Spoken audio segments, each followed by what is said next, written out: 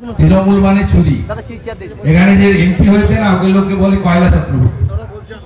শালতোড়াতে কিছুদিন আগে dynamite bast হয়েছে, এনআইএ ইনভেস্টিগেশন হচ্ছে। সন্তোষ মন্ডল আর এই কয়লা চক্রবর্তী জেলে যাবে, আমার নাম করে লিখে রাখুন। National investigating agency case register করেছে। একটাকেও, একটা চোরকেও, কয়লা চোর, পাথর চোর, বালি চোর, জঙ্গলের গাছ কাটার চোর, একটাকেও বাইরে রাখা হবে না। 2 বছর জেলে থেকে কেষ্টর আওয়াজ চেঞ্জ হয়ে গেছে, দেখছেন না? এরপরে এদের আওয়াজও চেঞ্জ হয়ে যাবে। চেঞ্জ করার দায়িত্বটা আমাদের। সুকান্ত মজুমদারের বিরুদ্ধে নির্বাচন কমিশন শোকজ করেছে, আপনার বিরুদ্ধেও তৃণমূল নির্বাচন কমিশন করতে বলুন। আগে ববি হাকিমকে শোকজ করুন। শিডিউল কাস্ট পরিবারের মহিলাকে বলছে হেরো মাল, মহিলারা মাল।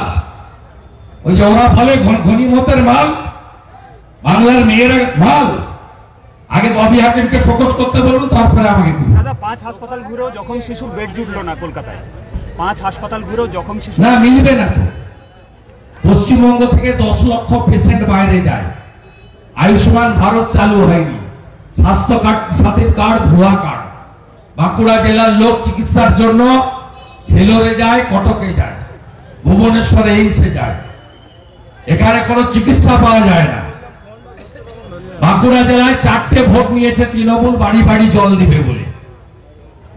গোটা ভারতবর্ষে প্রধানমন্ত্রীর নলবাহিত জল গেছে, বাঁকুড়া জেলায় কারো বাড়িতে নলবাহিত জল যায়নি। আমি যখন গরমকালে এখানে আসি, সেই সময় দেখেছি একটা সাবমার্সেবল 150-200 কলসি বালতি নিয়ে লোক দাঁড়িয়ে থাকে। সাধারণ মানুষের কোনো উপকার করেনি। 500 টাকা 700 টাকা হাতে দিয়ে ভোট নিয়ে নিতে চায় এরা। সাধারণ কলকাতার লোকদের আমি গায়ের ছেলে পান্তা খাওয়ালো, মুড়ি খাওয়ালো বলে গেলাম, তারা এদের এই চোরদের। আপনি চিকিৎসা পান না, আর মমতার ভাইপো আমেরিকাতে যায় চোখ দেখাতে, হপকনসে 1 কোটি টাকা লাগে। ওর থেকে পায়?